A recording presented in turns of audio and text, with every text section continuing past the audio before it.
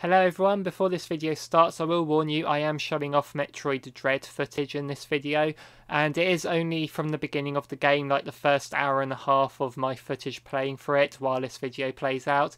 But this is designed to just be listened to, not really watched, so if you want to avoid Metroid Dread footage, even if it is at the very beginning of the game and my first time playing, then just have us on in the background and just while you're playing something or doing something else. But if you don't mind it, then just have fun.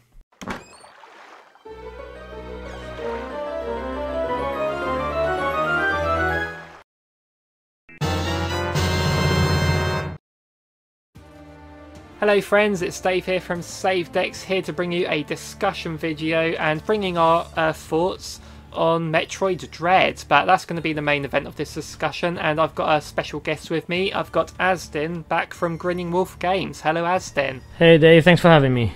Yeah, Azdin has his own channel, as I mentioned, Grinning Games. I'll put that in the top pinned comments, so go check him out. He's got some excellent stuff going on there.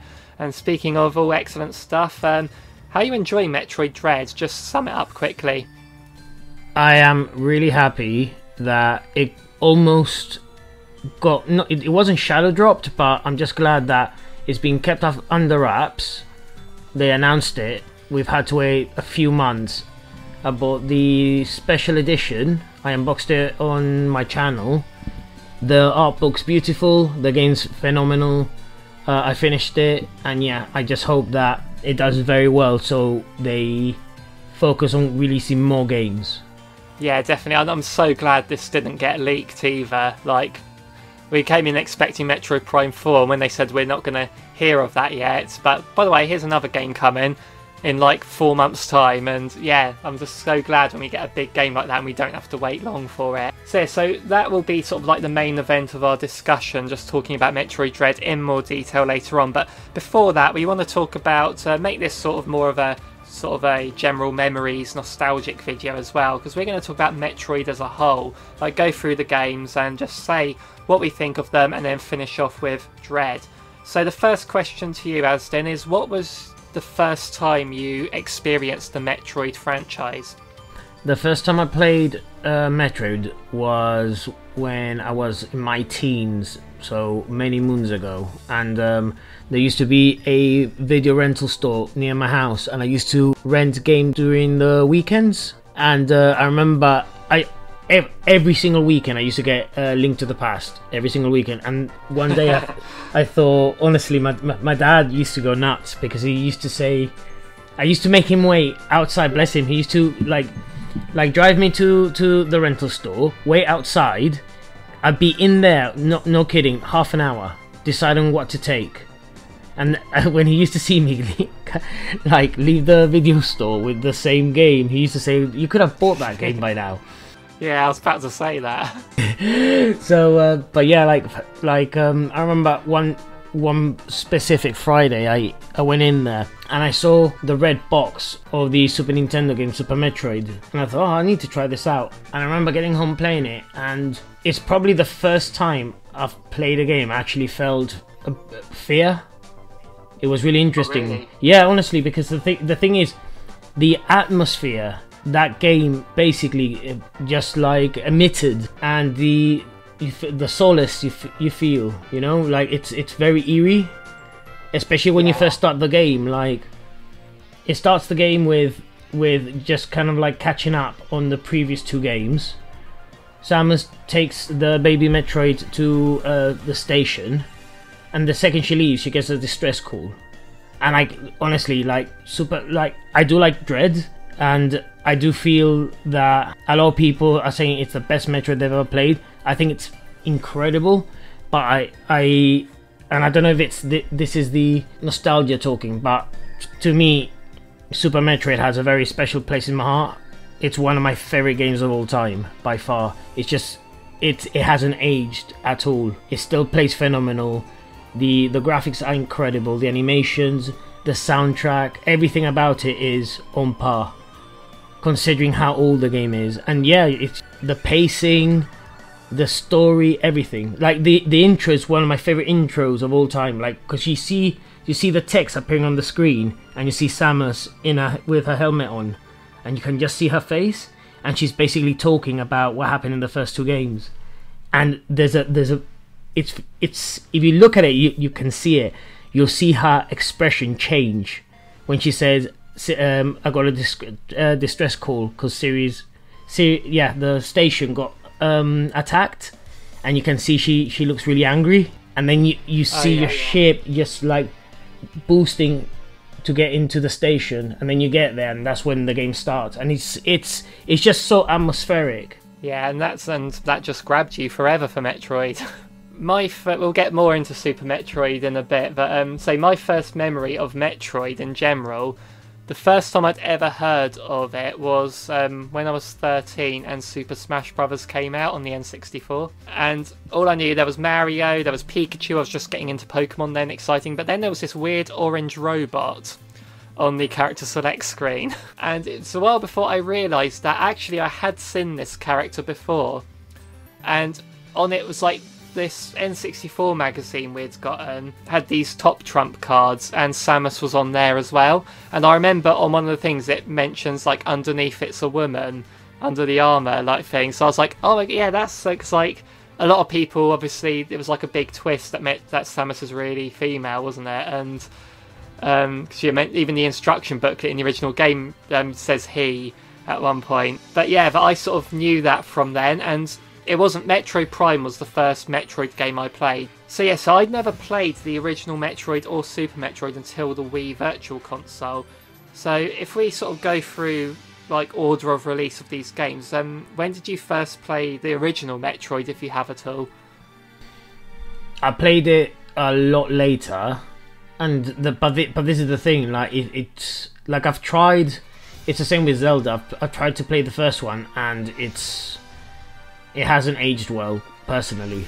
It's really hard to play. Put it this way, my cousin bought Samus, Return of Samus on the Game Boy. Again, it had that like eerie kind of like isolation kind of atmosphere to it within the gameplay, but because of the limitations of the Game Boy back then, it was really hard to play. We're talking a time where there were no maps, basically, so you had to draw your own maps. As archaic as that sounds, it's either that or buy a magazine that had a map on it. Yeah, it's like you say about Zelda as well. Like, if I had played these games as a child, I would have gotten into them. I would have memorised the layout without needing a map. But, back then when you're a kid and you had like very few games, you play the games you have to death. You learn them off by heart. So, and say child me would have loved these games, and people that regard them as like their favourite games, it's usually because they had them when they were a child. And I have some games that I owned as a child that are terrible games, but I love them because I was a child when I had them. Yeah, and it's like but that's the thing, the dynamics change a lot. Like when you become an adult, you have more money, you have less time to play them, but yeah, you're able to accumulate more games, essentially. Yeah, so I've played the second one on the Game Boy. Then I got to play Fusion when it came out. Yeah, so I only got Metroid 2 on the 3DS Virtual Console, but I didn't get very far into it. It's hard, man. Honestly, like the lack of color, it's really hard to play. Mind you, we managed, between me and my cousin, we managed to get to the very end of that game. It was very, very hard to do so.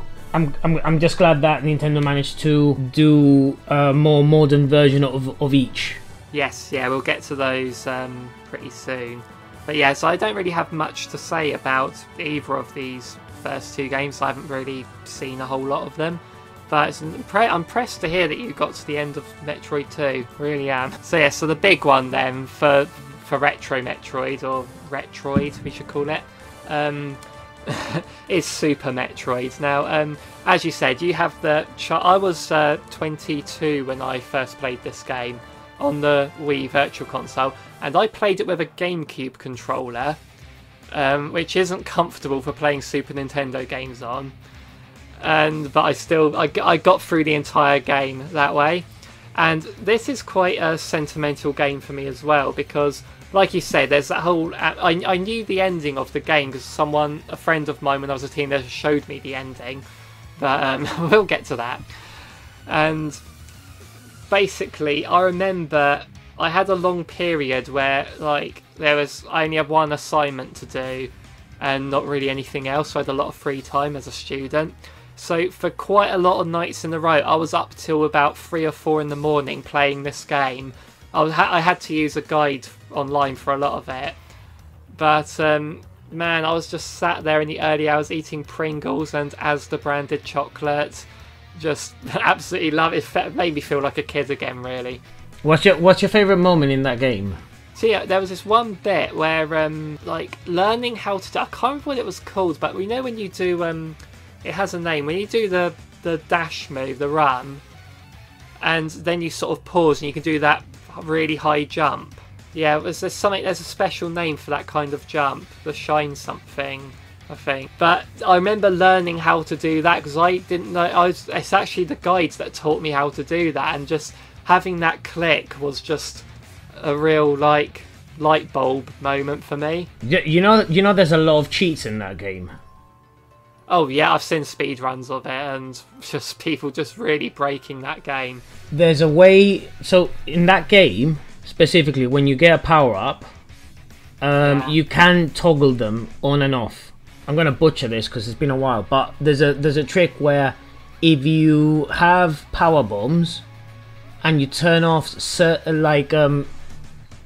other lasers you collect, because you get the charge beam, you get the ice beam, you get the spacer or the wave beam, and you get plasma, I believe. So if you leave just the charge beam and one of the others on, when you charge it, you get like this thing floating around you based on that element. So for example, if you just leave the charge beam with the ice beam and just charge the shot while you've got the power bomb selected, you will have these snowflakes like rotating around you, and it's like a special power, and whatever it touches it freezes.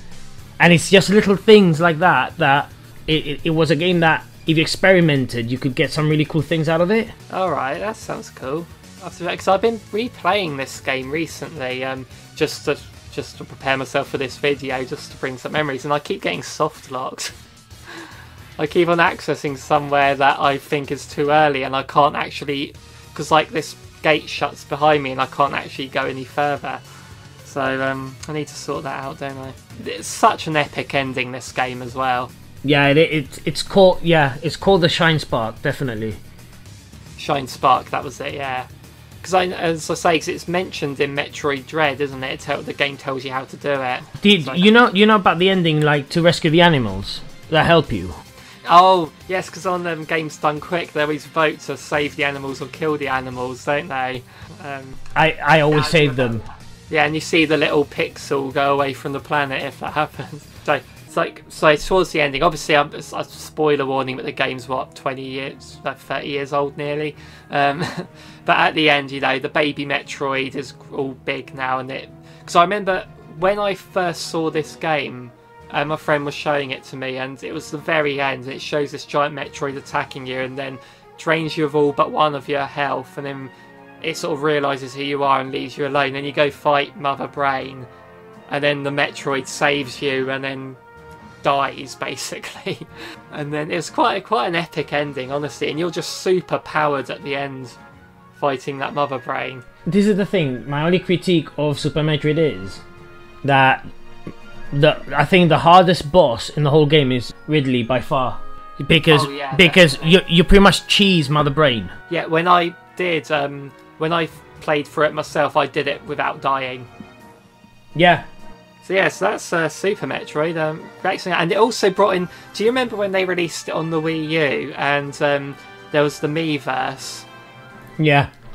And it showed there was this really infamous. It became a meme really, where someone had posted to me, because obviously you don't have the morph ball at first, and they'd posted a picture on Miiverse of Samus next to this small gap that she can't go through because she can't turn into the ball yet, and he asked the question, why can't Metroid crawl? Yes. I remember that. Like, oh man, that was funny. But So moving on, so the next Metroid game to come out, because they on the same year I believe was Metroid Prime and Metroid Fusion. Yeah. So we'll talk about Fusion first because it's the 2D one. Because I never owned a Game Boy Advance, so I got this as an ambassador game on the 3DS. Haha, no way. Yeah, it's actually, I haven't actually, and that was 2011, so and I haven't actually played it since then. I beat it, I've really very much enjoyed it, but that was 10 years ago, so I don't remember this one a whole lot. I bought it when it first came out. I was really excited, and because I did have a Game Boy Advance back then, and I remember the Game Boy Advance was a beast of a machine, man, back in the day. But yeah, that's a subject for another time. Yeah, I remember like picking it up from the shop and looking at the cover and thinking, wow, she looks really skinny, because she's got like a new suit, doesn't she, in that one? Yeah. And when you start up the game, it tells you why exactly, and how the suit's been surgically removed to save her life. Yeah, I thought it was brilliant. It's one of the best 2D Metroids ever. To me, it's almost like a true sequel to Super Metroid in terms of mechanics. Because on this one you can hang off ledges and stuff, which sounds really minuscule now, but back in the day, like, you couldn't do that in a lot of games. And the fact that your parts of your suit have been taken by the ex-parasite, and there's a mimic running around trying to hunt you down, and you need to run because that's your suit at full power. That was incredible. Honestly, like, yeah, I'm glad you mentioned Smash Bros, because I remember when Smash Bros came out on the N64, it looked a bit funny, because it's like, what's this? You know, like all these like cartoon version of Nintendo characters. Samus was and always will be my main character in Smash. Oh yeah. I remember playing Fusion and just trying to run away from this thing, and then you see all these parasites taking form as bosses as well, and you're trying to regain your powers slowly but surely. And it was cool because for the first time Samus had somewhat of a sidekick, I would say, within Adam, you know? Yeah, so I don't really obviously Adam's in the Metroid Dread as well, but I didn't really remember Adam until recently. So I don't remember much about Fusion, just because it was 10 years ago. They touch a lot about his origin and about him in Other M. How do you feel about Other M? So it's weird because yeah, we can talk about Other M now. Basically, I remember when it got announced at E3 and people cheered because it was like a Metroid game. It had like the story, voice acting, all that. But then when it came out, I remember the reviews were like, people online weren't too favourable about it, but I didn't buy it straight away. But then quite quickly I bought a brand new copy of it for £8 physical, obviously on the Wii. So when it got down to that price, I was like, yeah, I'll give that a go. And I didn't get very far into it, I'll confess. It's just because like I said, I'm not a big deep into Metroid, so because people complained about sort of like Samus's characterization in it, but that didn't bother me. But I don't know why, I just couldn't really get into it that much. I was really excited because it had a lot of things that were fresh in the franchise. Like, for example, the backstory of Samus with the Galactic Federation, for example, and because that's a cool thing. Like, even though she was brought up by the Shozo and she's been kind of she's almost like a stepdaughter, or she's like pretty much adopted by the Chozo, and they give her all these powers and give her the suit that she wears and everything. But it's cool that when she grew up, she went to do her own thing, and she ended up joining pretty much her own race within the Galactic Federation, and she joined they're military of sorts. So it's cool to see that as well. Yeah. I thought, I don't know, man. There's people who say it's not canon. You can't really say it's not canon because even there's bits of it in Dread, and you can't get this far in the series without Other M. Yes, of course, there are some bits of it which, you know, they could have been done better. But for what it's worth, I really like Other M. I thought it was cool to see Samus in a third-person point of view as a platformer, which wasn't really done. Like even in Prime is first person. There are some segments where, for example, in Metroid Prime 2, you do the space jump, wall jumping and things. Yeah, but it's always first person, and it was so cool too. Yeah. I just love the mechanics of the game where Samus, she's running around in third person. If you hold the Wii remote and point it at the screen, you will go into first person. That was pretty cool for the time. It was a good use of the controller. It was really cool as well, the fact that she could dodge, and it was one of those dodges where if you do it at the last second, you can almost do like a counter, if I recall correctly. And the animations where she would end her enemies, all those aliens, was really, really cool. Oh, I remember that, yeah. Do you know what I mean? It just brought a lot of stuff which you see now, and you've seen since Samus Returns on the 3DS. There's a lot of mechanics of it. Yes, it's gone from 3D to 2D, so to speak, but you can translate those mechanics into 2D easily, and they have done it. And the story as well, I thought it was decent. And there's a really cool thing where once you finish the game, you can actually watch the game played as a movie, and it's 2 hours. Really? Honestly, it's 2 hours long. There's a lot of people who've actually recorded it and put it on YouTube. So if you're ever bored and you want to watch a Metroid movie, you can watch Other M. Then you know the story at least, don't you? But anyway, and I don't know where this happens with a lot of things here, but there's been especially with Metroid Dread coming out, there's been a lot of people on Twitter who's been like in support of Metroid Other M. Like suddenly there's a lot of fans of it. And I'm wondering if that's because, you know, it's that case of they were young when it came out and it's the one they grew up with or things like that. But you tend to see like the general opinion of games change over the years. Like so a game or even films that are like might be hated one day in general, suddenly everyone seems to love them later on. Well, I don't understand why. I mean, I get.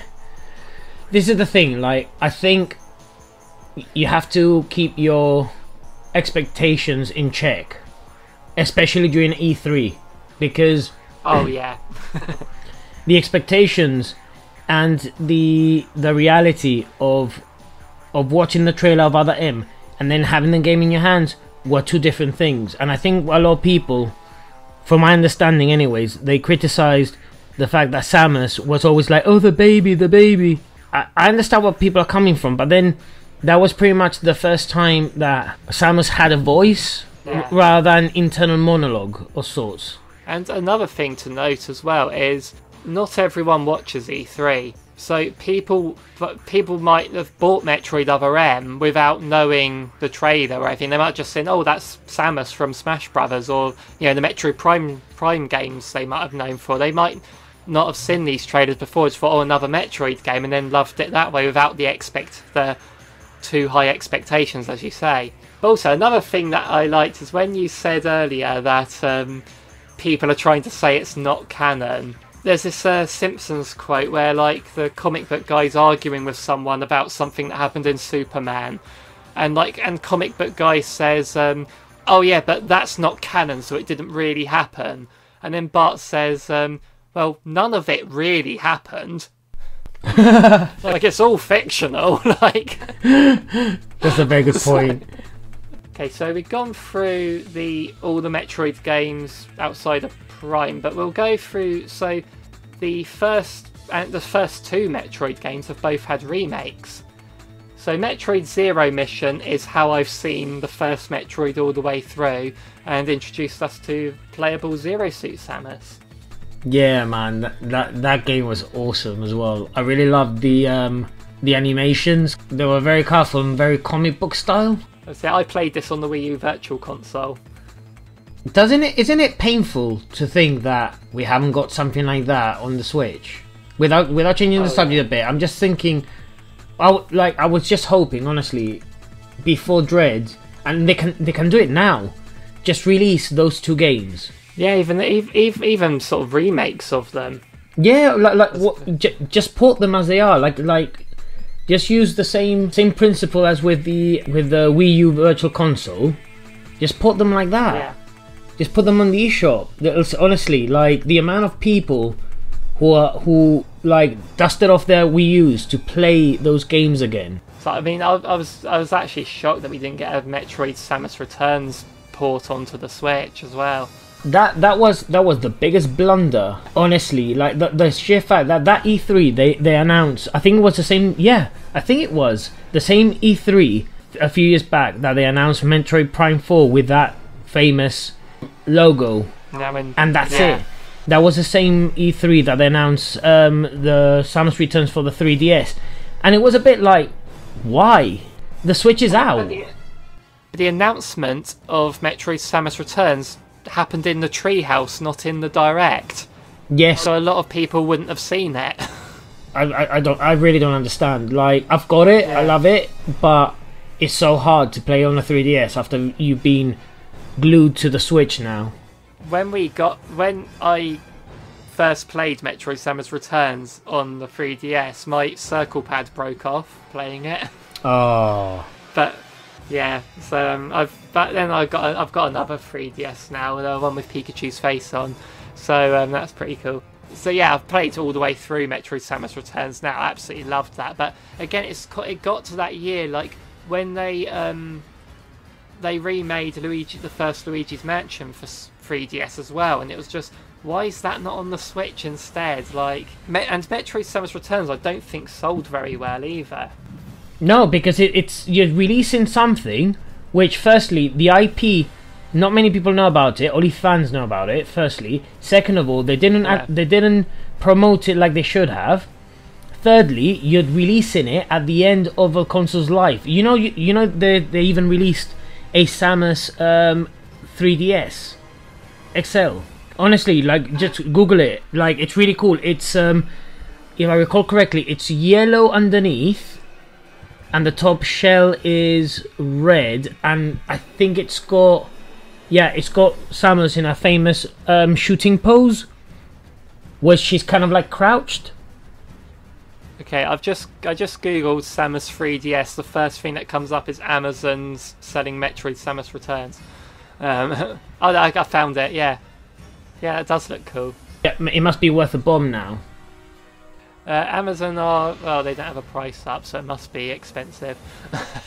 So before we get on to Metroid Dread, that's the next sort of 2D one, we'll go in. So Metroid Prime was my first ever Metroid game. On the GameCube I got that, and yeah, I enjoyed it, but I didn't get sort of massively into it. I imagine I do prefer the 2D ones to Prime, but the Prime as a whole. But I think the first Prime game is my favourite Metroid game, if that made sense what I just said. Yeah. I like Metroid Prime the best, but I prefer the 2D games over the Metroid Prime trilogy as a whole. No, that makes total sense.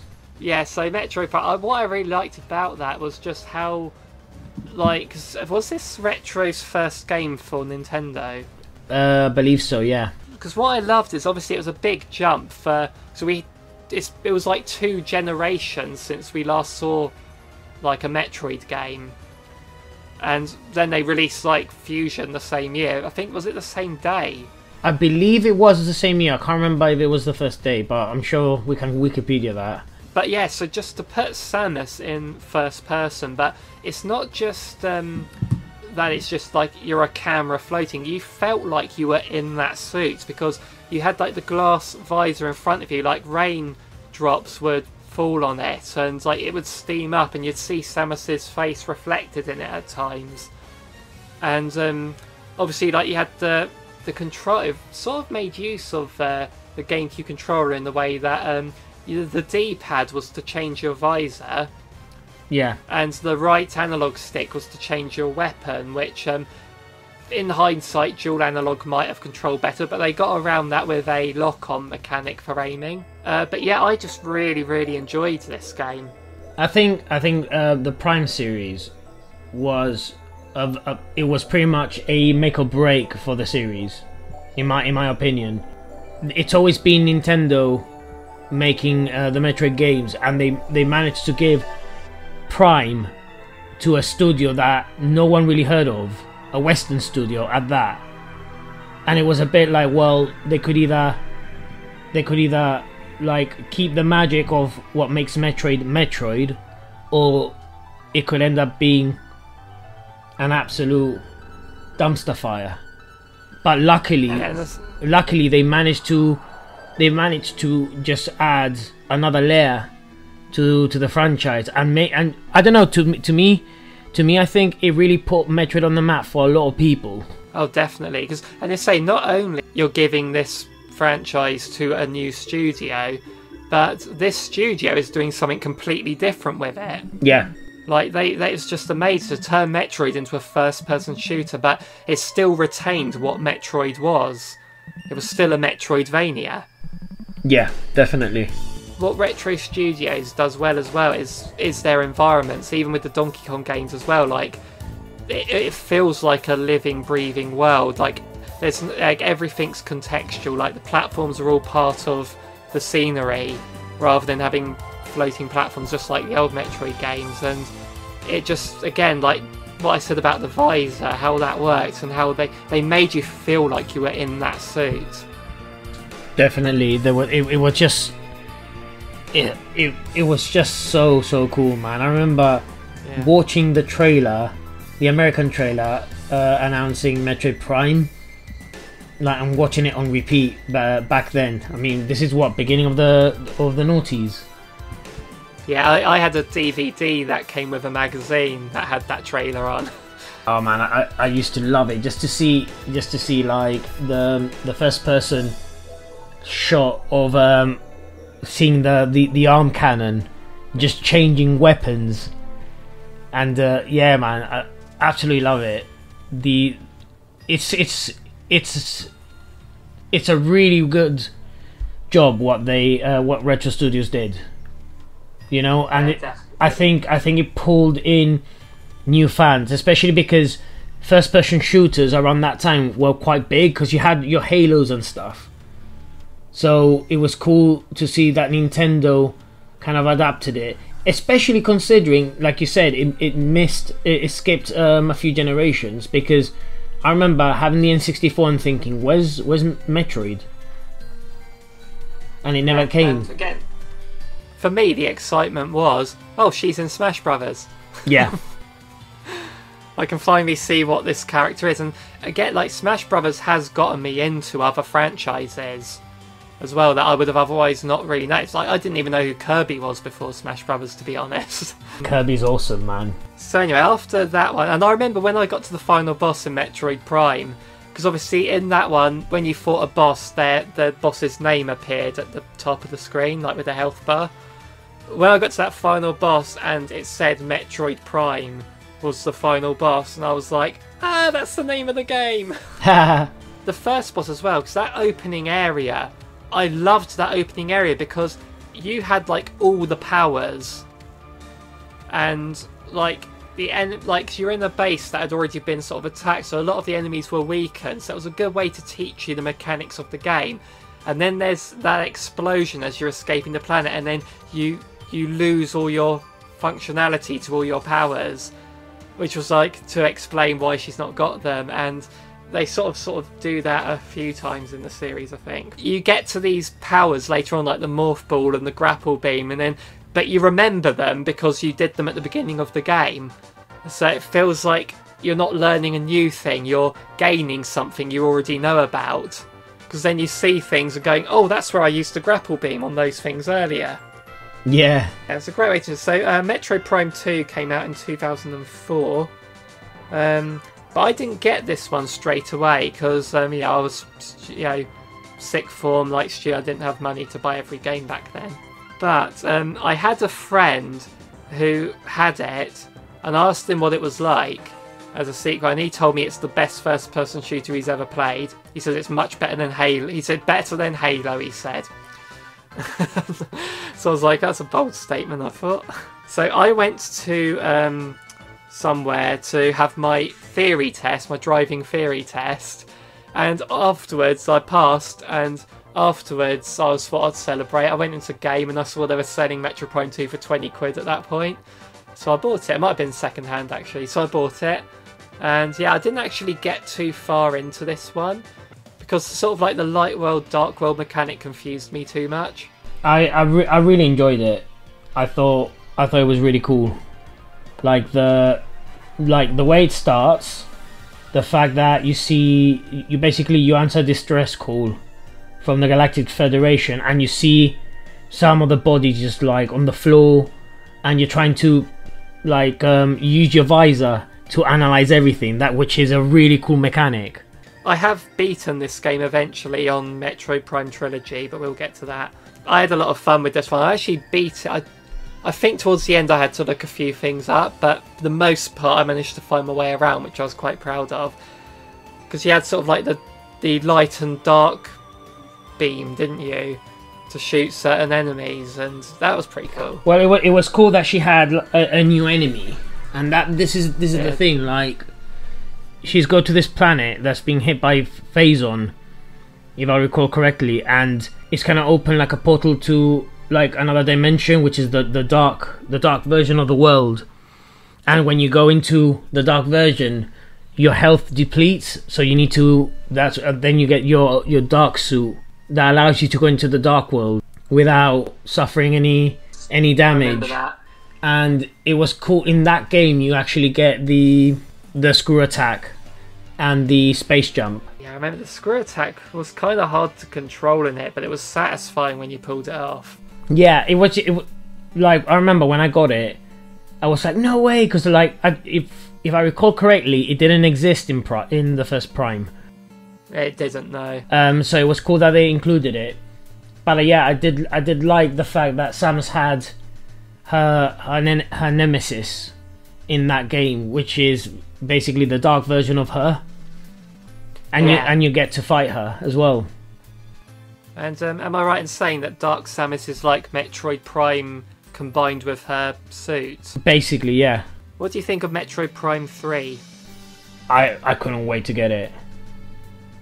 Honestly, I was in uni, because this is the thing, I was in uni from 2003 to 2007, and Corruption came out in I think it was in my last year of uni, if I recall correctly. Yeah, 2007, yeah. And yeah, I could not wait to get that. I was so happy about it, and it was really cool that I was excited because the Wii allowed you to play certain games by using the Wiimote as a gun, so to speak. Oh, the zapper. Yeah, exactly. It's pretty much the zapper, and it was really cool to be able to aim the arm cannon on this like at the screen. It was just incredible, and the mechanics you use. You had like the laser whip that you used to use to open doors with a nunchuck. Yeah, man, it was. I really enjoyed it. I like the fact that it touches more on the lore of Metroid, and you see other bounty hunters that get corrupted. Is this the one that hinted at Dread? Correct. So I have never actually beaten this game. I've actually gotten lost on it because you go into this one, you have your ship and you can go to different planets. You go to or different parts of and I've basically where I got up to, I was just getting off on one area, no idea what to do, where to go. So I go to another. I'm just going between these to my ship constantly, not knowing where I'm at that point on it basically. But if the Metroid Prime Trilogy gets ported to Switch, then I'll give it another go. So the Metroid Prime Trilogy was one that came out on which gave you the Wii remote controls for the first 2 games as well. Yeah, so that's where I beat Metroid Prime 2. I played through the first Metroid Prime again with the Wii controls, beat Metroid Prime 2 finally, and Metroid Prime 3 I just explained I haven't beaten, but it was funny when that came to the Wii U eShop because they charged £18 for a Wii game, but they sold it 50% off at launch, so it was only £9. And so many people were selling Metroid Prime Trilogy on eBay for stupid money because it was a limited release. And then suddenly the value of the Trilogy physical one just plummeted because people could buy it so cheap on the Wii U. I remember buying it, and I sold it because I wasn't really playing it. And yeah, I remember I got it. I got it at a decent price. I didn't buy it from a scalper or anything like that, so I was lucky then. Yeah. And I've got it downloaded on my Wii U. But yeah, like if I get a chance to buy that second hand in a decent condition, I'm grabbing it for sure. You're a physical collector, aren't you? Yeah. What's funny is there's been rumors flying around for a while now saying that Metroid Prime Trilogy is ready to be released on the Switch. Yeah. Oh yeah. I have no doubt about it, and I honestly think that Nintendo from the get-go have been planning to release Metroid Prime Trilogy to coincide with Metroid Prime 4, like release it a certain time before Metroid Prime 4. Mm-hmm. And I think the Metroid Prime 4 being restarted has obviously pushed that game back a couple of years, which is why we haven't seen Metroid Prime Trilogy yet. And they could have released it this year, but I don't think they would have wanted to release it at the same time as Dread. It's the whole Bayonetta 3 thing all over again, really. Like, yeah, they announced it too early. Well, I don't know. There's people get really annoyed at the fact that things get announced too early, and then you're waiting what feels like a millennia for the game to actually to hear anything else about the game. I prefer to know that things are coming out rather than hearing the same rumor regurgitated every 3 months. You know, like do I want Metroid Prime 4 to be released? Of course I do, but I'm in no rush. I've got a massive backlog. There's other games I can think of, and quite frankly, I'd rather have either the 2D Metroid on the Switch or the Prime Trilogy on the Switch first. Yeah. You know, I'm in no rush, and I mean, God knows what the internal politics in Nintendo, what really happened, you know, because they gave the project to someone else, they scrapped it, and they got Retro Studios back on board. Why they didn't give them the project in the first place, God only knows.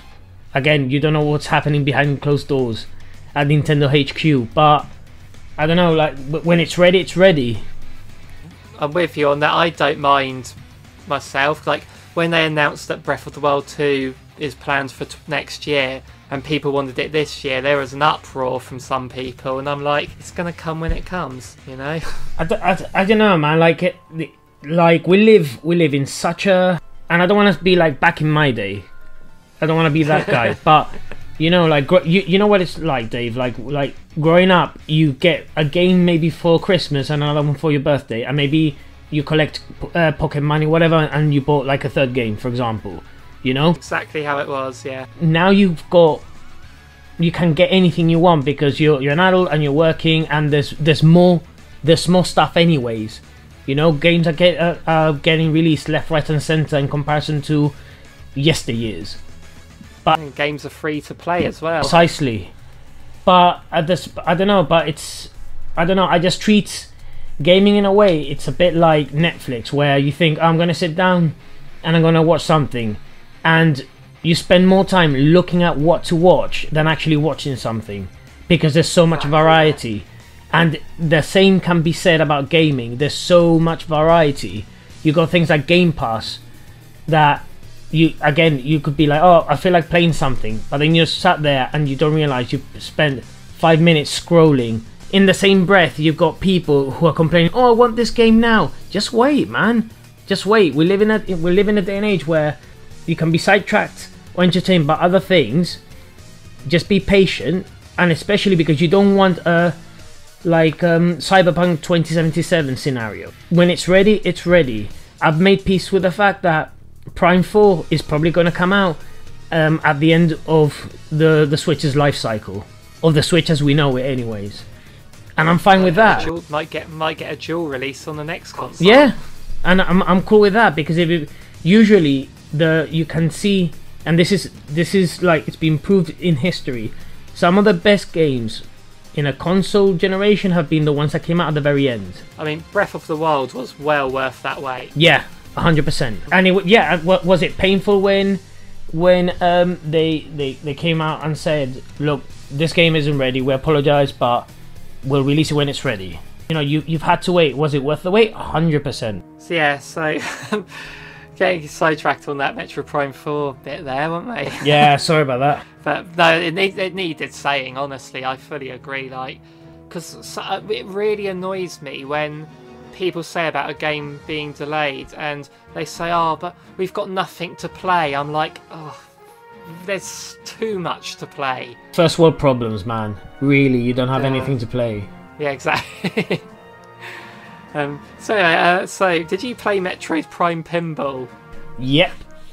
On that happy note, oh, how was it? It was brilliant, absolutely brilliant. Yeah. So basically, the actual pinball is Samus in her morph ball, and each table is a level in the Metroid Prime series. Yeah, man. Yeah. I don't know if I don't think I still have it. I think I sold it, but it was really, really cool. You know what was really cool about it? It came with a Rumble pack. Oh, really? Honestly, this is back during the time of the DS. So yeah, because it was a DS game, it was really cool because do you remember the DS and the DS Lite? It used to have the you could insert Game Boy and Game Boy Color cartridges and Game Boy Advance cartridges from at the bottom. So that game came with a Rumble pack, which was pretty much the same size as a Game Boy Advance game, and it was phenomenal. Like hitting the flippers in the pinball machine and feeling the movement of the console rumbling. It was really, really cool. I've just looked it up on eBay. People are charging a lot for it, like £80, 120. One of them. A used one from Japan, £90. Did you play Hunters? Okay, I was going to get to Hunters because I got when the DS first came out, it came with a demo for Hunters. Yeah. And I played that a lot, but actually I've owned the full game for a few years now. I found it second hand. You know, like when I was just I thought that's a Metroid game, I'll collect that. But I only started playing it last week in preparation for this video, and I can't play it. I was just starting to feel sick from it. Yeah, it's a bit. Again, the camera moved too fast for me.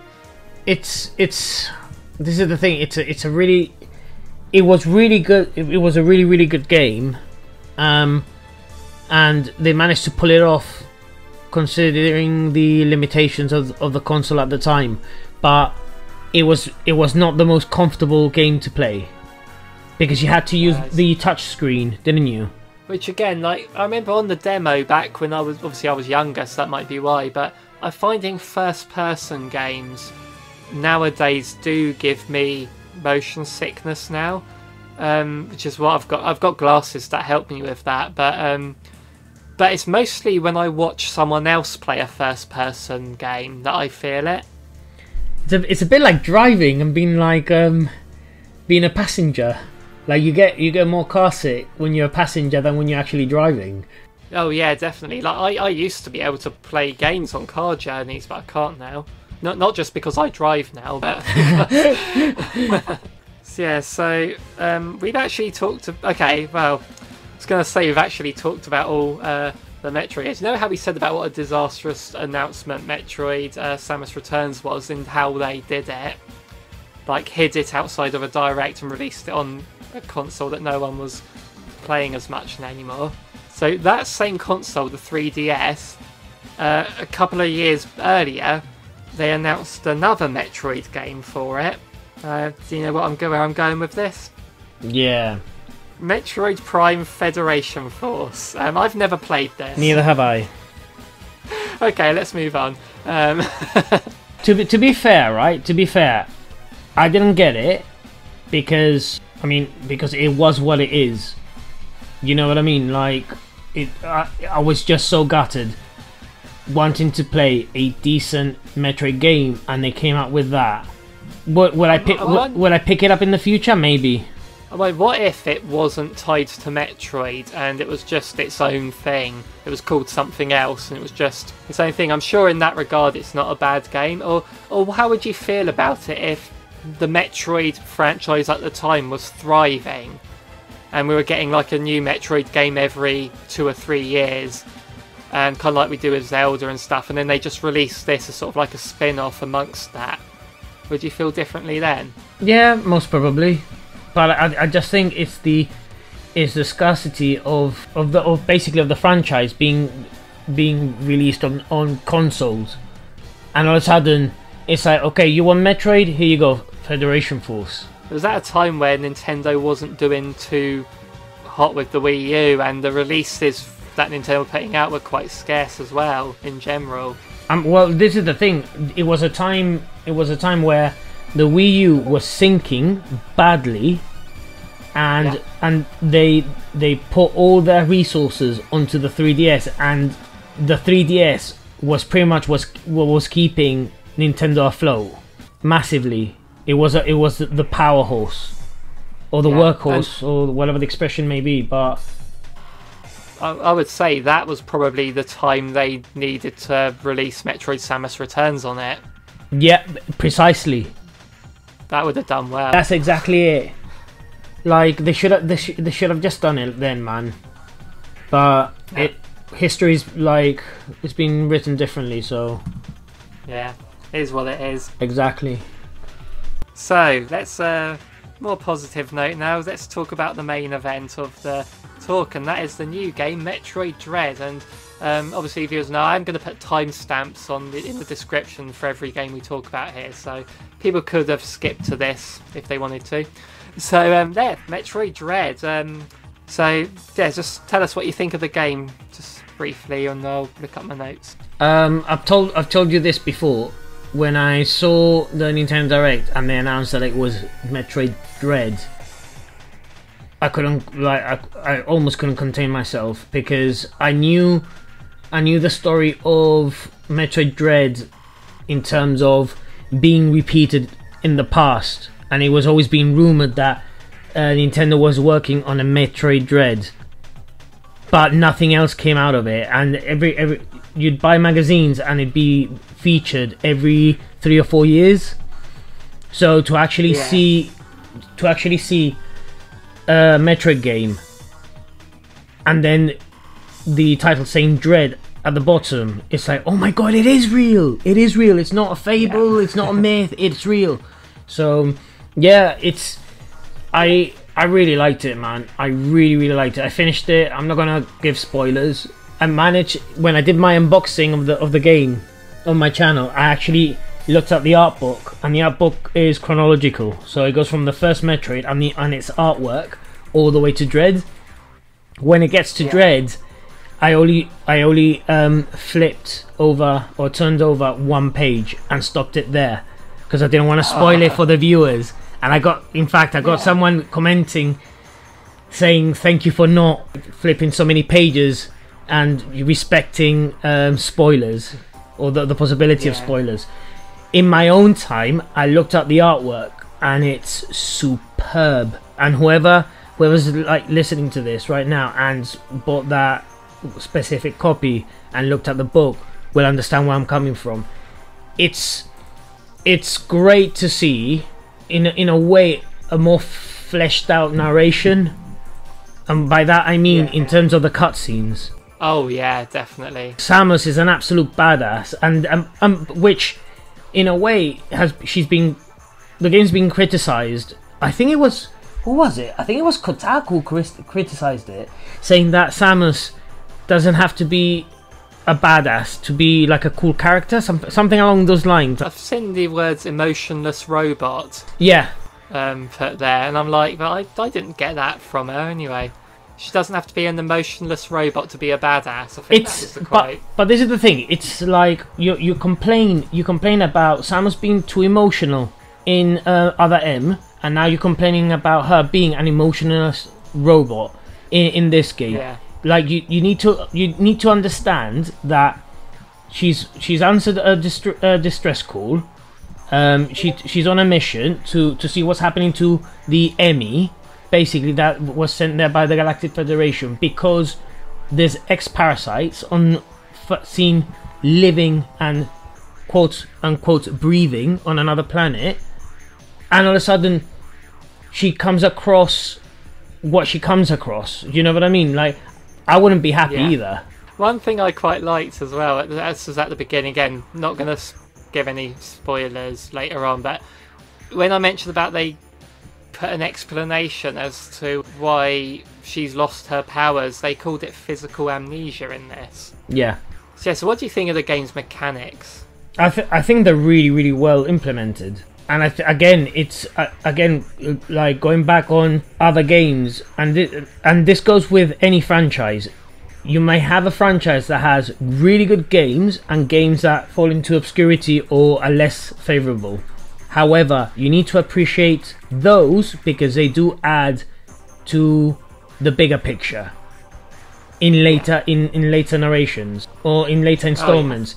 In this case, for example, some of the mechanics of Samus being able to parry and counter attacks, those are somewhat the same ones from Other M, except here on this one it's the bit more fluid.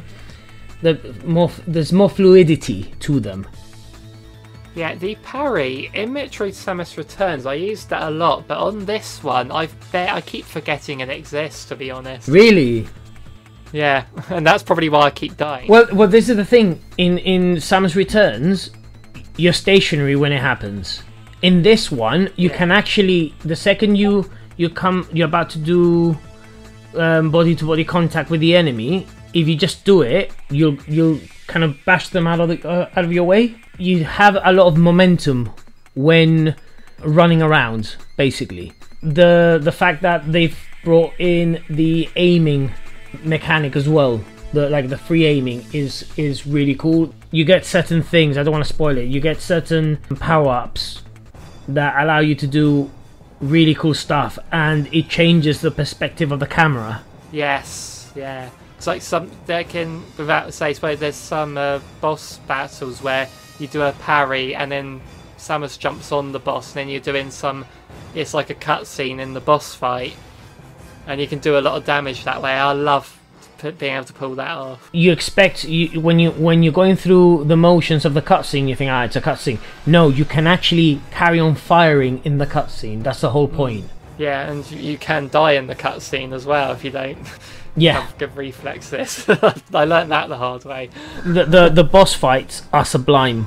They're really, really good. Yes, because I think this is one of those games where I think the controls are nigh on perfect in this game. I just feel in complete control the whole time. Yeah. Like I haven't had a single death, and I've died a lot in this game. But not one of my deaths do I blame on the controls. Blame them on those Emmy robots mostly, but you know. The only issue I have with the controls, but then Metroid is notorious for having specific ways of pulling certain moves off. Like for example, in Super Metroid, you could wall jump, but to wall jump in that game is so hard because you have to like jump. Make contact with the wall and then simultaneously press the opposite direction and then jump again and stuff like that. In this one, I'm finding it really hard, especially because you need to use the speed boost to collect certain items. I find it really hard jumping, and then when you jump, you're spinning and come out of that spin. But it's one of those things that you have to master, basically. But yeah, I agree with you that the controls are very tight and precise. So you said you've beaten the game. Yeah. Yeah. How long did it take? A lot of hours, because I got lost massively. Yeah, because I've seen a lot of people saying this is only an 8-hour game, and I'm like, the thing is, my save file says about 7 hours I've played of it, but my Switch tells me I've been playing it for over 10 hours. But here's the thing, if it's one of those where you'll save and then that's your save file, but if you play a lot and if you say you die, you go back to your save point, it loads that. So if you'd been playing it for say quarter of an hour and then die, go back to the save point, that quarter of an hour is not recorded on your save file, it's back to what it was when you saved it. Yeah, so if your save file says to me I've been playing it for 7 hours, I've played it a lot more than that. It's just 7 hours of it has been saved. There was this one bit where I got into this room and there was this sort of mini boss battle I had to do, and the doors were locked on both sides. I had to beat this boss to progress. It took me 46 minutes to beat this mini boss. Really? I kept on dying. Yes, I could not do it. But the successful attempt was only 2 minutes. So my save file is going to say I beat that boss in 2 minutes, but in reality it was over 45 minutes. Yeah, but that's one of the things about this game that I like, and I like in gaming in general, when you have really tough bosses that you have to get good. Essentially, you have to look at the patterns, exploit those patterns, try to get an opening, try not to get hit. You know, like, and there's some bosses in this game that all they need to do is hit you maybe 3 or 4 times. Honestly, they're really, really hard. There was one boss in particular that I had to, like you said, I had to repeat many times. It's crazy because once you go over that learning curve, you can do it in a matter of seconds if you wanted to. Yeah. And what's a good testament to this game's sort of enemy design and the boss fight design is, it says it itself on one of the loading screens, which I saw these loading screens many times as I kept dying. It said every attack can be avoided or countered, and it's just learning, as you said, learning the tells, learning the patterns. And when I was on this fight that took me like over 45 minutes to beat, I was not frustrated once playing it and losing, because I knew I could dodge them. It didn't feel unfair at all, which is why I didn't get frustrated. I was doing better, sometimes worse the others, but I learned how to do the attacks. It was just being able to do them consecutively, and I had a lot of fun. I was enjoying the challenge, enjoying learning them and getting like good attempts and bad attempts. I mean, I love that sort of thing. Well, it's you know what's crazy, when you go on YouTube, for example, and you watch other people fighting these bosses, and they just unlock these new animations because they've managed to attack them or counter their attacks in a different way, and it just opens a different animation altogether. You're watching it and you're like, no way you could do that, and then you want to try it out yourself. Yeah, oh man, I mean, this is a game I feel like I am going to replay it, although, I mean, I've said that about a lot of games that I never replayed, just because, time and backlog, but this is definitely a game I'll complete. And another thing about it was, I was saying earlier on as well, like, I had a session the other day on it, and I spent nearly 2 hours just making absolutely no progress because I had no idea where to go next. And I was going around the same areas over and over again, like just trying to find something new, because I'd gained a new power-up, a new ability, and it was the first time I had to look up a walkthrough, not a video, just text one and pictures, just to see on the map where the next point to go was. And when I saw it, it was something that I felt was very obscure, and so I'm glad I looked it up. But once I did that one thing, I was racing away with it. I made so much progress without having to look anything up, and I haven't needed to since. I took my time playing it, and yeah, I had the same issue where at one point I was just going to every single zone or area in the game that I had previously unlocked, and looked at the maps and saying, where am I supposed to be going? But then the Metroidvanias are the kind of games where if you get lost, maybe it's a good thing because it allows you to explore specific rooms with a fine comb, and you manage to get like, cool, yes, I'm lost, but I've managed to get 2 health tanks and added 10 rockets to my arsenal, you know? Yeah, and that happened a lot where sometimes I'd think I was making progress and I'm like, oh, this is a new room, oh, this must be the way to go, and then you're at a dead end and there's like a missile expansion, and I'm like, obviously I'm glad I got the extra missiles, but at the same time I'm like, yeah, like, and I found as well that the energy tanks were, for the first sort of 4 hours of the game for me, were very scarce. I only had about 3 of them by that point, but missile expansions were everywhere. But you kind of need them. Yeah. Well, I think what you lack in energy tanks, they're pretty much compensated in your arsenal in terms of how many rockets you get in the game, because it's very hard to run out of rockets, I found. Oh yeah, I've never run out of them. It's not like previous games where you're like, okay, cool, I've run out. No, this one you don't. It's very hard. Maybe fighting a boss, but not really anywhere else. Yeah, even in bosses, like, cause there's always times in these bosses I've found where there's a certain attack they do, like a projectile or something, that when you destroy it, it'll give you health and missiles. Or when you beat the first phase of that boss, like missiles will come out of them that you can pick up. Yeah, when it happens a lot when you parry as well. Yes, again, I don't do the parry, I kept forgetting it was there. And this is another thing I'd like to really praise the design of, is the Emmy robots. So they're found in particular areas where they're sort of greyed out on the map, and when you're in them, it's sort of a stealth section. Yeah. Man, I found these quite terrifying, honestly. I remember watching Glenn's review of the game, and yeah. It was really cool because he managed to parry the attack when the enemy pinned him down, and I messaged him and I said, oh, like I think it was 1 minute 13 to the video, that was a really good escape, and he said, yeah, that was my first one. Yeah, that's amazing. That, because I remember seeing your comment and I had to click on it just to see exactly what you were talking about. And am I right in saying that? Because obviously when they grab you, you get 2 attempts to escape. Yeah.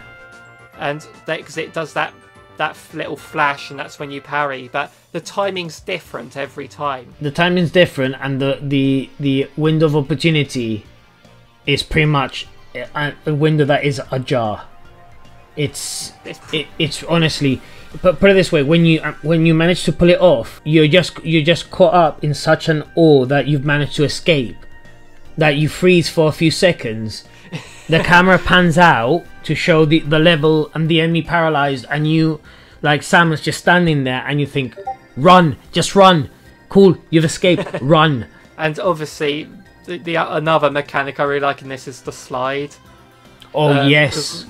When they're stunned, you can just, when you're running and you hit sort of the L or ZL, you slide and you can go underneath some enemies, especially the Emmy robots. The thing is, even because it's pretty much luck that whether you can parry them or not if you press it at the right time. But if you don't and you get killed by them, you just get dropped outside that area anyway. You don't go back to the last save point. It's like entering an Emmy area is a checkpoint, so you don't really lose any progress from getting caught by them, which is, I think, is a nice feature. 100%. I think a lot of people would have been massively frustrated and put off of playing the game because it's a guaranteed death if the Emmy catches up to you.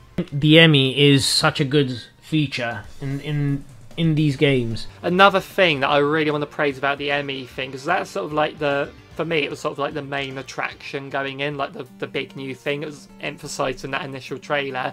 There's an amiibo of it. One thing I really want to praise is when you first start the game tells you there's 7 of them. Now, what you do is you can eventually find like a certain weapon that kills them, but it's once you've killed them, you lose that weapon until you find it in the next area where the next enemy robot is. So what I love about this is when a game, especially a Metroidvania or an action adventure game or RPG, you know there's 7 of them, so you've got that goal in mind. You've got 7 of these, so you've got an idea of how far through the game you've progressed. Yeah. Like in Zelda, if you know there's 6 sages to awaken, you've got that idea. You've rescued 2 of them. I'm about a third of the way through now. I just love that when games do that. No, but it's a good measure of your progress, isn't it? And for all I know, once you beat all 7, there might be another like 20 hours of gameplay after it, for all I know. But I just like having a big goal in mind like that. Yeah, well, that's the thing. Like, you get really caught up thinking. I'm not saying that's the case in this game, but like I do like when games have a narrative, and you've got a specific mission or quest. You get to do it, and you realize that was only the beginning of your actual story progression. Like, that's not even half the game. The real story begins after that. You know? Yeah, Zelda games do that a lot. Yeah, I mean, you see it in games like Okami as well. But another thing as well, in this whole progression thing, is on the map screen, there's like a little icon at the very top, which I'm assuming that's where the end game is. I don't know, I've not beaten it. But like I'm unlocking, I get to a new area, and like through the train or the elevator, and it shows me this new area highlighted on the grand map, overall map, and I'm sort of seeing these areas fill up as I'm sort of making my way to the top. And there's like this little icon at the top. I can't remember what its purpose is, but I'm guessing that's where I'm ultimately going. The aim, once you basically start the game and you wake up like from being unconscious, is you need to get back to your ship. Okay. Because you're very deep underground. You're suffering from the physical amnesia. You realize you're pretty much in danger. So you need to get back to your ship. Pretty much opening the map and seeing like the countless of miles underground you are from your ship, and your ship is just but like a blip on your map. Just sort of shows just how vast it all is, really. Yeah.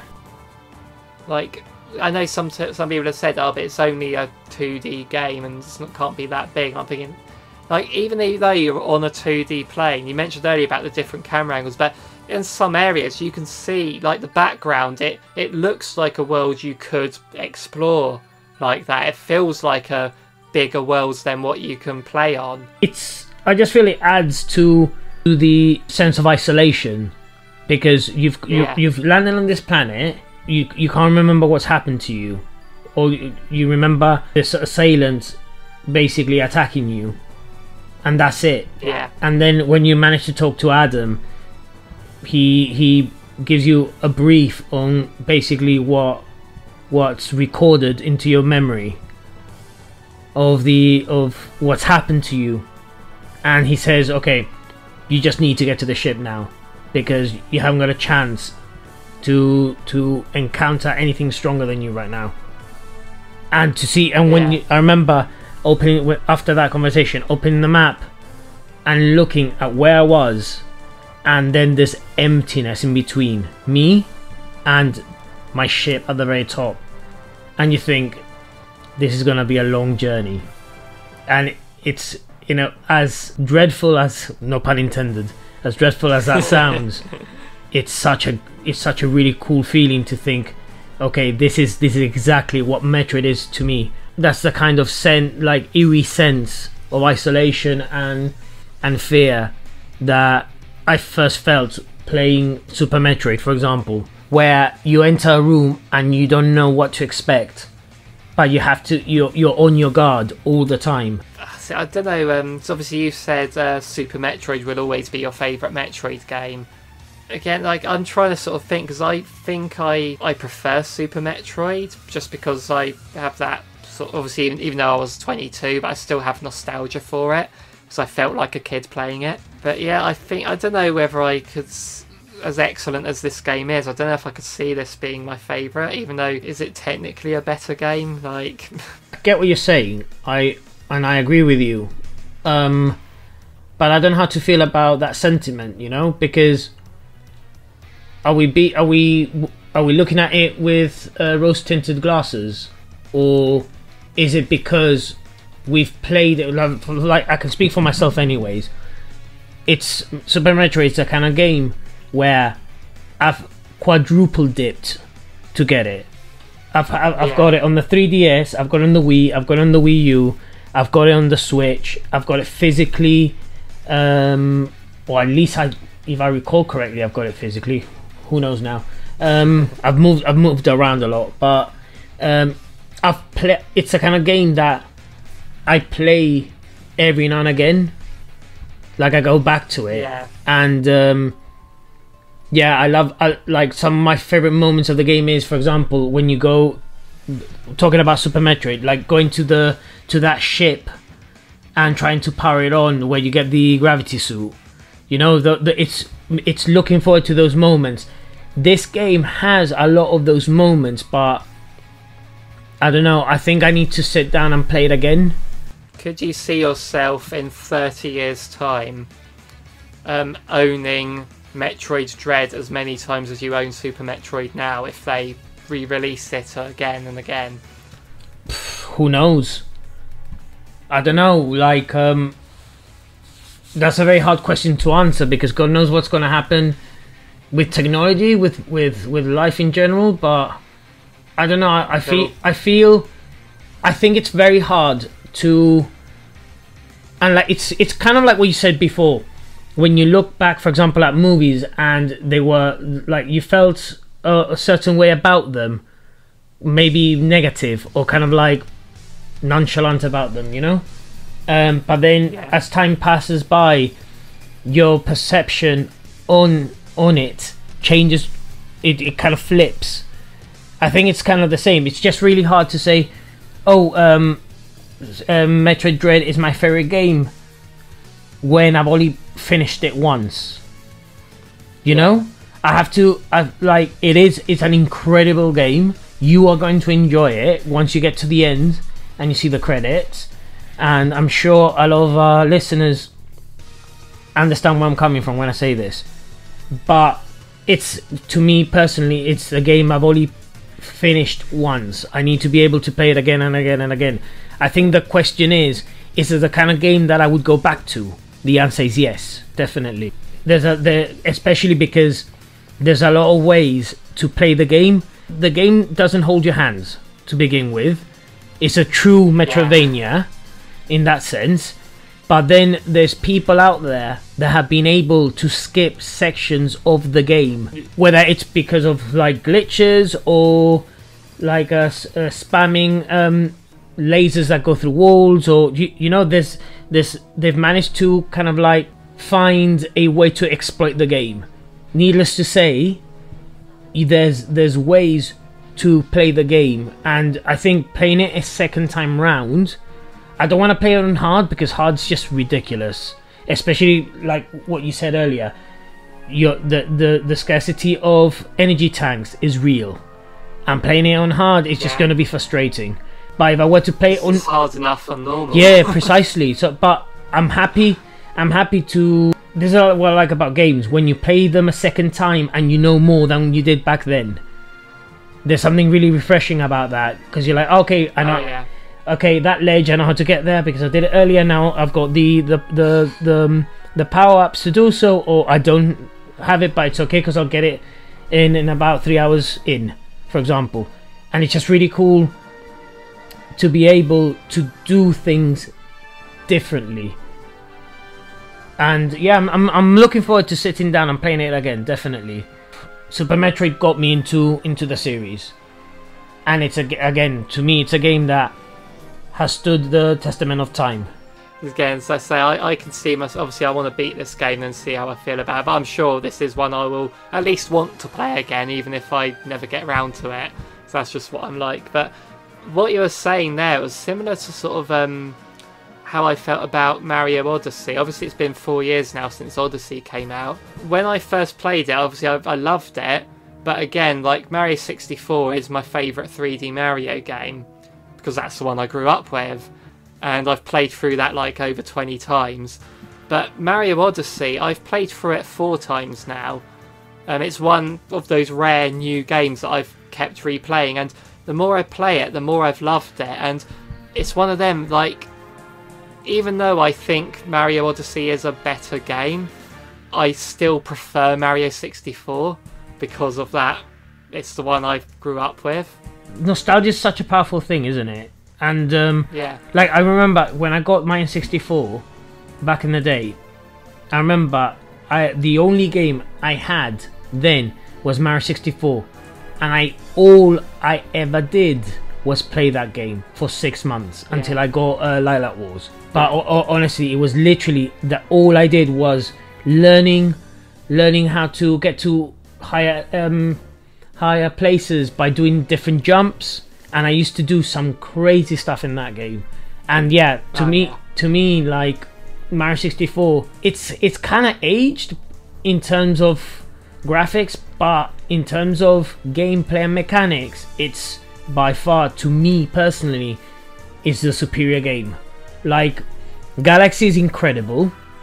Mario Sunshine has some really good mechanics and moments to it, but no man, 64 is up there.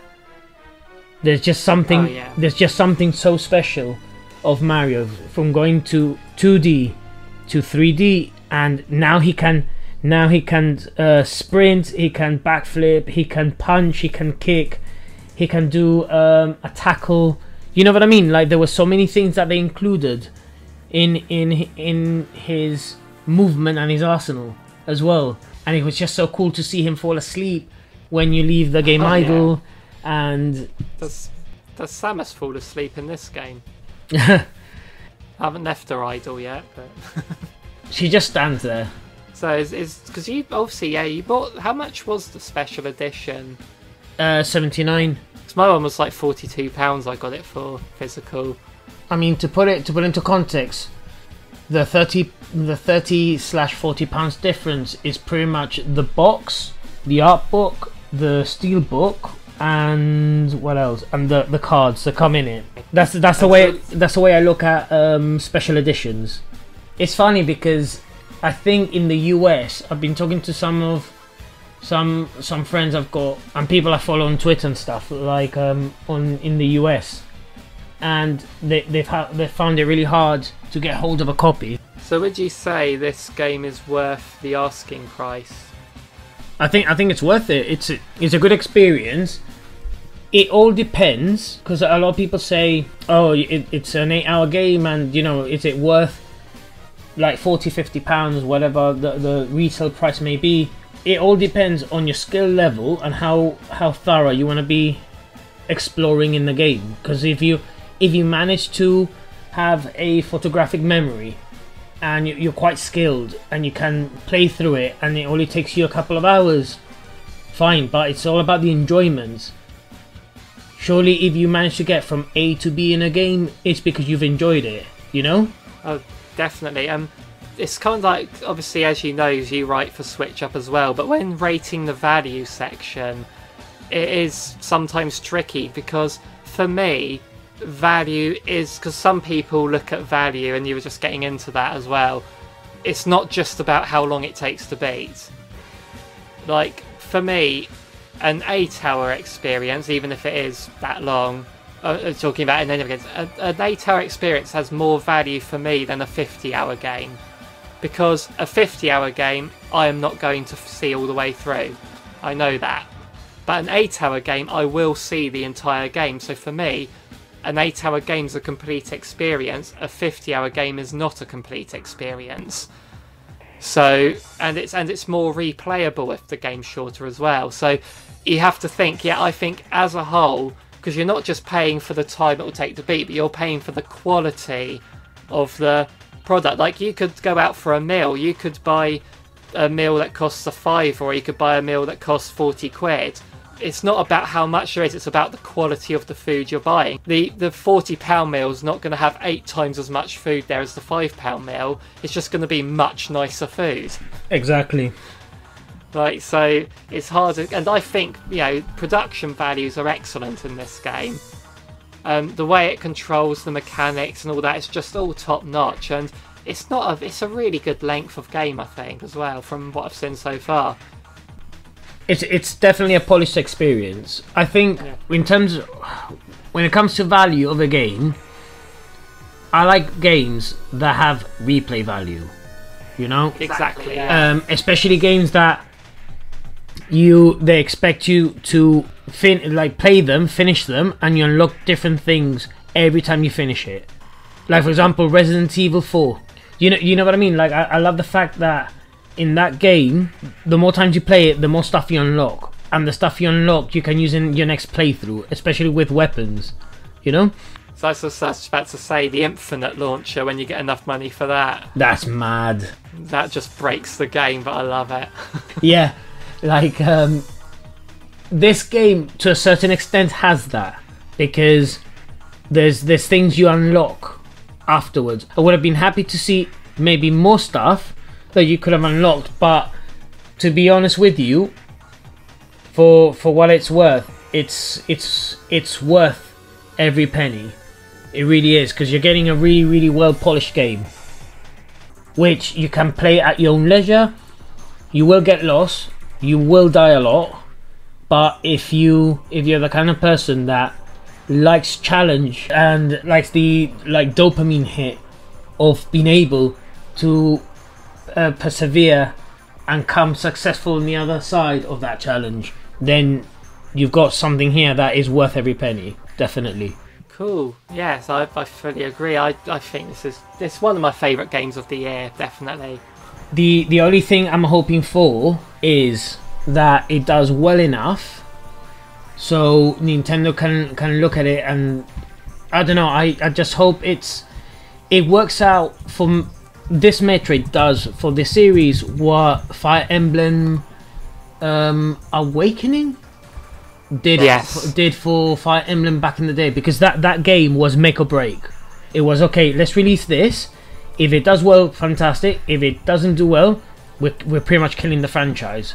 So I'm hoping that maybe not that dramatic, but I'm just hoping that it gives Nintendo an understanding on people's needs and wants, and seeing what works and what doesn't, and I don't know, they just put a bit more love into the franchise. I'm just glad that they've managed to release a game after 35 years of the Metroid franchise being around. You know, they've kind of honoured it for Samus's birthday, I suppose. What a way to do it.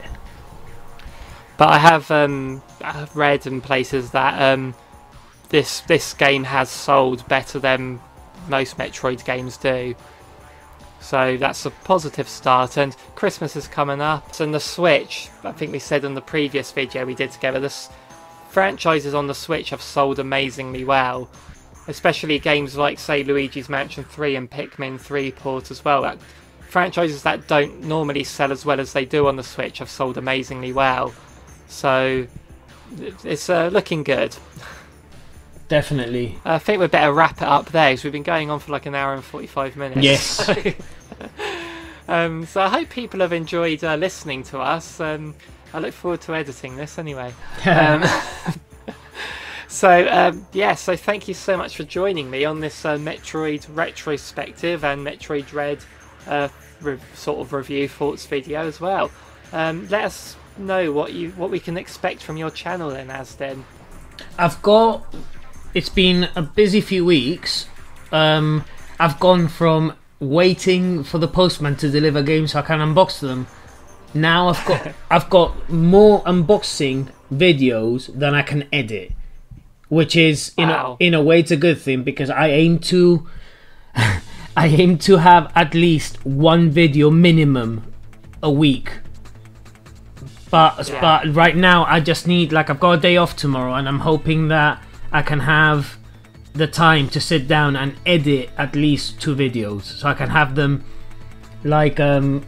put them on the shelf, so to speak, and then upload them when I need to put something up. I've got another video which I want to talk about the indie